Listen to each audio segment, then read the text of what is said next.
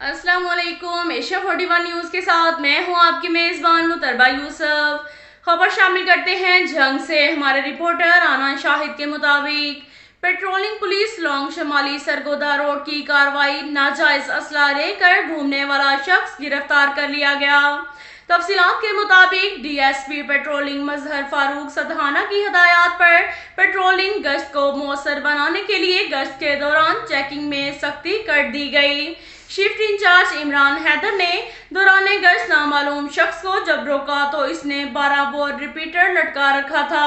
मुलजिम के खिलाफ थाने में मुकदमा दर्ज करवा दिया गया है और मजीद तफ्तीश जारी है।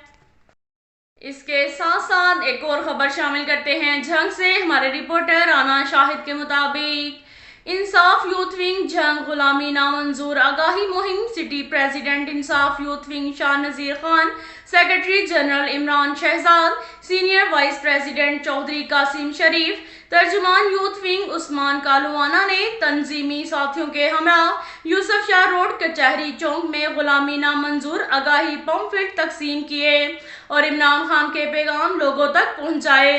अल्हम्दुलिल्लाह जंगी गयूर अवाम ने अपनी हकीकी आज़ादी और खुद मुख्तारी के लिए पाकिस्तान और इमरान खान का भरपूर साथ देने का वादा किया है।